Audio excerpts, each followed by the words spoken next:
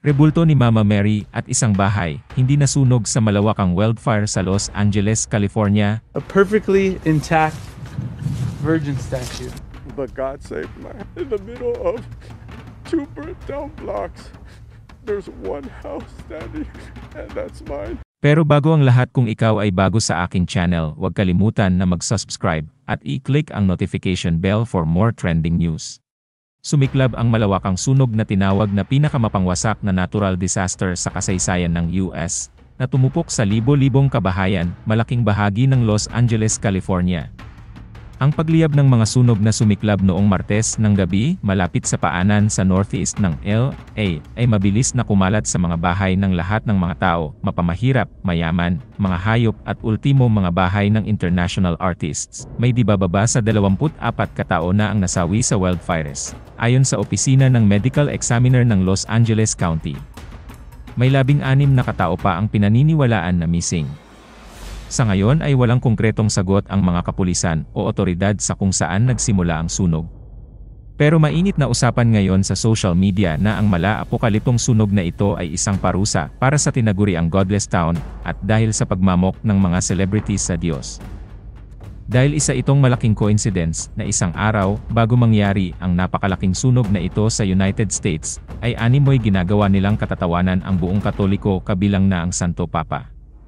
Noong January 5 kasi bago na itala ang unang sunog, ay ini-upload at kumalat sa internet ang video ng ginanap na 82nd Annual Golden Globes Award. Noon ang napili nilang host ay ang tao na may pangalang Nikki Glaser. Nag-perform lang naman siya ng isang kanta.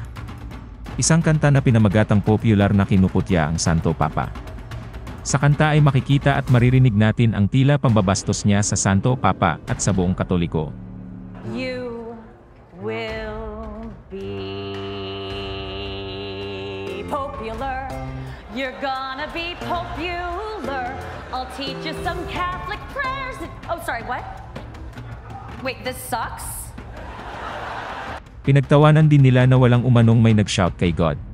First half, and the acceptance speeches have been on fire. Who got shouted out the most? All right, cast and crew are leading the way with 11 mentions. Moms are holding strong with 3 shout-outs. God, creator of the universe, 0 mentions.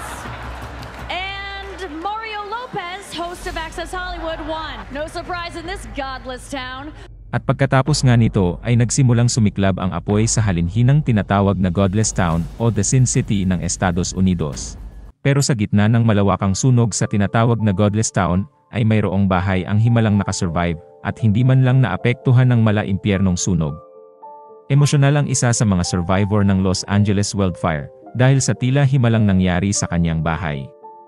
Kumakalat ngayon sa TikTok ang ulat ng isang international news outlet na kung saan nakapanayam nila ang isa sa mga residente sa Altadena, California na si Enrique Balcazar. I shouldn't be crying because my entire block is burnt down, but God saved my house. Why are all of my neighbors? Why are they? And then in the middle of two burnt down blocks, there's one house standing, and that's mine. Isang rebulto naman ng Birheng Maria ang lumitaw na hindi nasunog matapos ang mga wildfire, na nagsisilbing isang makapangyarihang simbolo ng pananampalataya para sa pamilya Halpin, na ang tahanan ay natupok ng apoy. Ayon sa ulat ng Fox News, ibinahagi ni Peter Halpin kung paano natupok ng apoy ang lahat sa paligid ng rebulto. Gayunpaman ang Birheng Maria at isang estatwa ni Saint Joseph ay hindi nagalaw o nasunog. Ipinaliwanag din niya na ang kanilang tahanan ay palaging nakatuon sa Sacred Heart of Jesus, at ang pamilya, kasama ang mga malalawak na kamag-anak, ay sama-samang nanalangin at umawit ng isang espesyal na awit para sa mahal na birhen. Bagamat ang tahanan ng pamilya ay naging abo na, nagkaroon pa rin sila ng kapanatagan sa kanilang pananampalataya.